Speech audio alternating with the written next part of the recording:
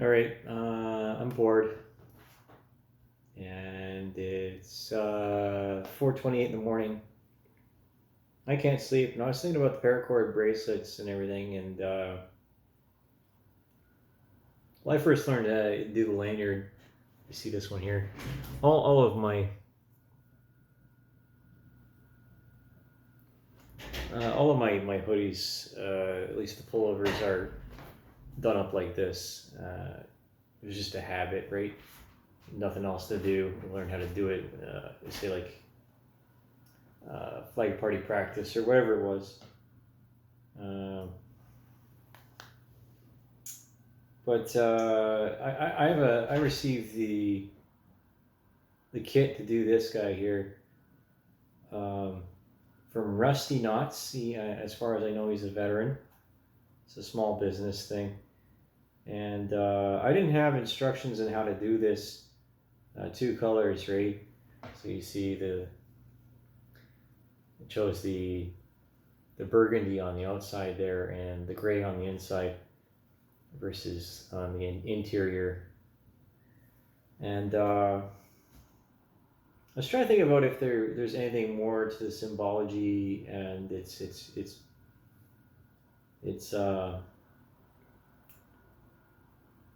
very existence. Like where the heck do these things come from? You know, that's what I want to know. I don't really have that information, and like this is probably the most unique one you'll ever see, since again it's not like other ones. Since I made it myself, and there wasn't any instructions in how to do two tone. You know, I just figured, oh, why not? Because there's different meanings for colors and nonverbal communications as far as those things go. And there's lots of different patterns online. I'm finding out, and more than just this, which they call like a cobra pattern. Um, but but of course, like the full length one is around the shoulder, and everybody knows it's for, well, for the arties, right? Or to hold on to a pistol. Yeah. And again, I was looking at dress traditions and whatnot, because I'm freaking nerdy, right? And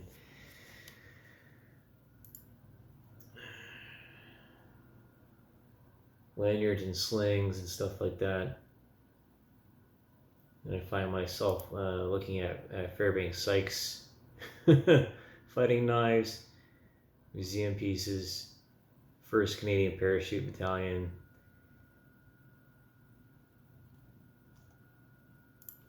And then what else did I find? And then I stumbled upon the Canadian Army magazine here with talking about the C7 replacement. And of course, I made some jokes about this in Military Drama Bomb, which is not on the main playlist for History of Propaganda in the first volume. Um, because the reports and everything that I was reading to support what I was saying are just embarrassing, right? It's just absolutely deplorable, the conditions that Canadian service members have to deal with, and not all the equipment, but it doesn't exactly make me feel confident. So if I'm not confident, then how do those people who are actually have ranks on their chest actually feel about it? And so there's a plan here. And I'm looking at the this is on the Canadian ArmyToday.com. The pre-production C8A4 CMAR GS weapon. And when they decommissioned the C7 and C8, so hey, I'll take one. Obviously, without the firing pin. You know, whatever. They're still useful. It's just that as understandable as it is, 5.56 is not really keeping up with the body armor. So arms and armament, always that battle in history, and like I'd love to know where this pattern comes from. And well, if I have another one. It's green. It was bought. I bought it. Where did I buy it from? From Forest City Surplus here in town. Like a lot of the other stuff that I have. Let's see if we can get this in my hand. There we go.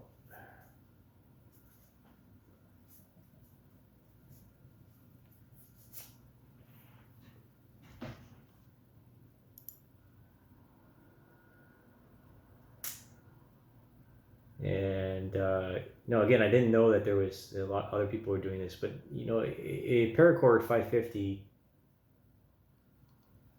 You know, obviously lots of it around. You can't keep it on the parachutes, so that degrades over time, whatever.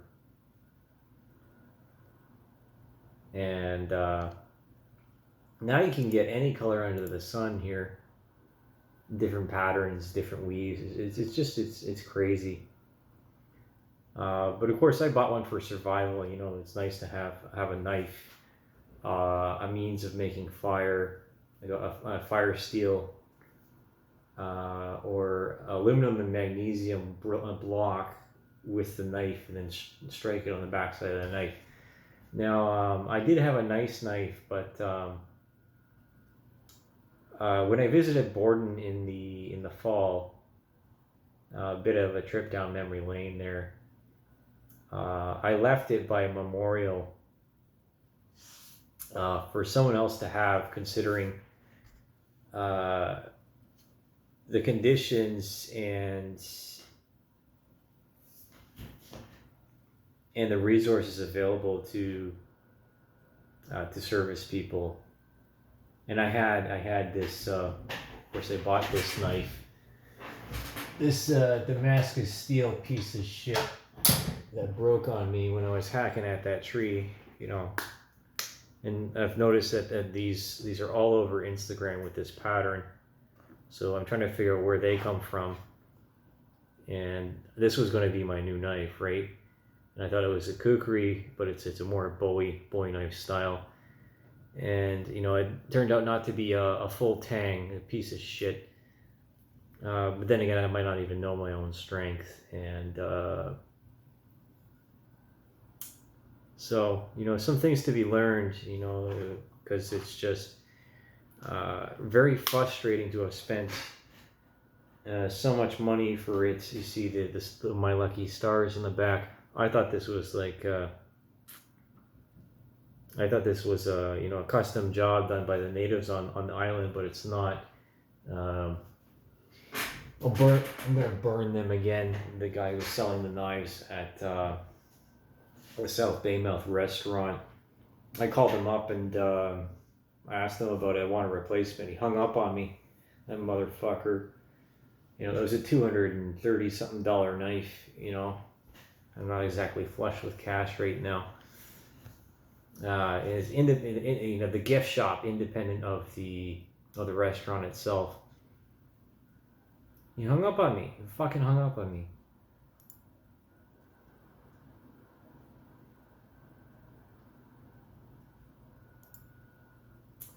Anyways, so, you know, and then I went to the British Commonwealth Military Badge Forum, and also from army.ca, a bit of digital digging here. It was just posted 16th of May 2001.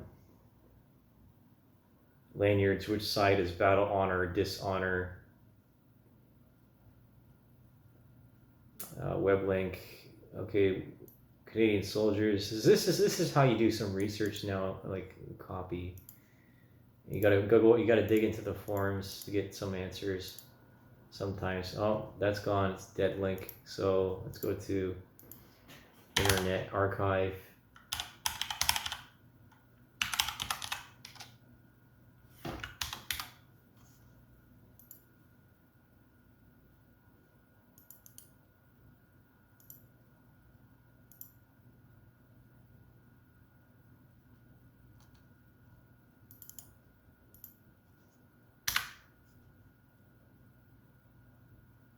Oh, now I got a snapshot.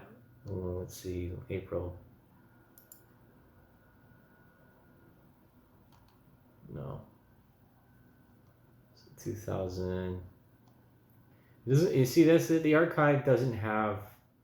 Let's see. Go back to 2006. Let's go to July 3rd. This is a snapshot. There you go. CanadianSoldiers.com.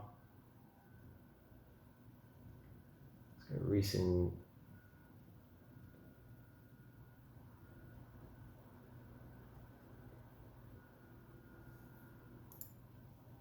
Let's go to site map. Control F. Lanyard. Dang it. Uniforms. Cross-reference to the previous.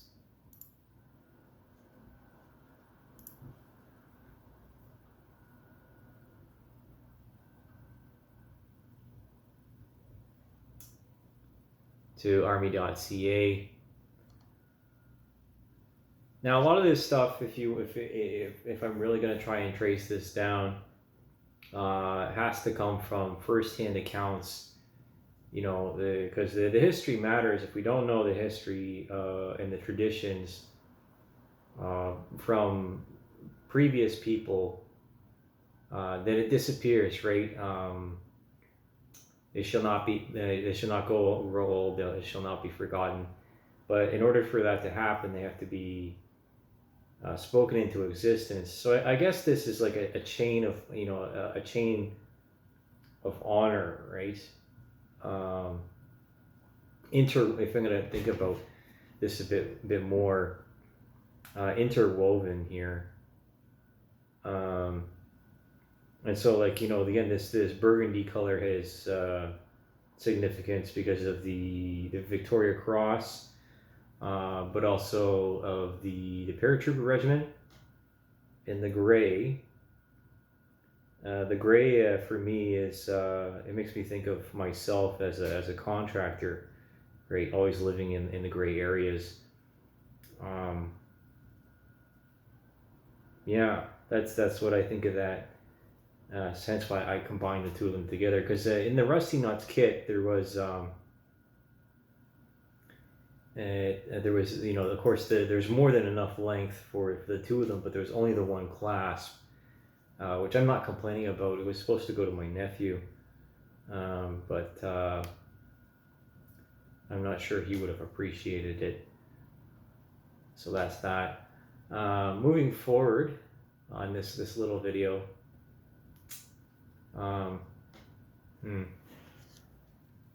As he says, this is Michael Dorish. This is the second post down. He's the one that hosted CanadianSoldiers.com.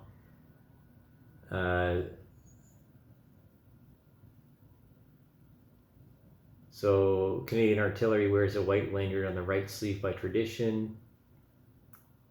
Other units used to wear colored lanyards, either by a whistle lanyard for officers or a clasp knife lanyard for other ranks, simply as means to dress up the battle dress.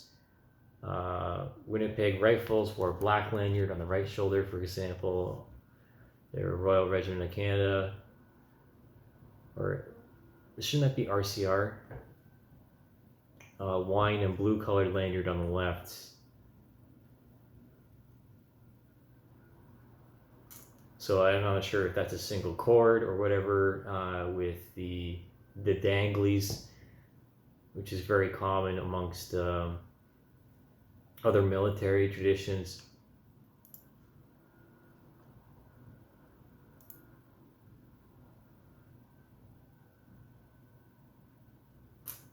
Some more uniform insignia, patches.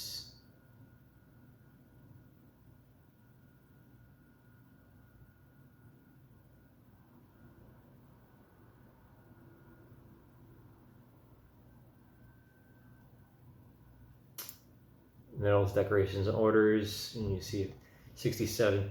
No, it doesn't have a latest. Doesn't have one. That's the thing, is that the Wayback Machine is incomplete, and that's a very much a good, you know, metaphor for memory and for the human experience. And you know, the further away that you get from the event, the harder it is to track information down, because people die, right, and their memories go with them. So and then, you know, anything documented can get erased or forgotten about somewhere. That's why libraries are so important, you know, to have the original text in front of you, in the paper, in the flesh, so to speak.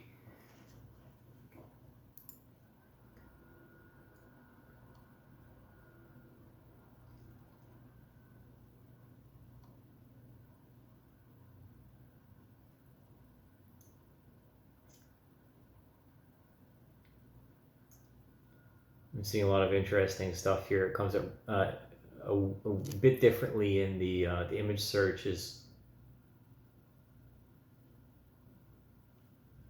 Say like this one. Yeah, there he is. See who this is. This is in the Prince George Citizen.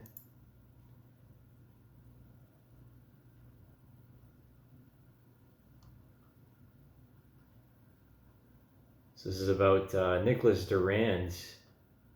Again, wearing the beret, the same color. This is November 11th, 2021.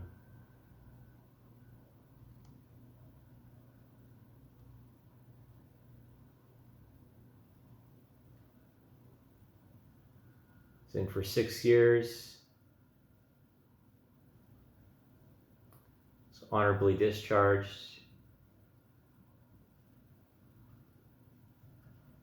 Smoke jumper then.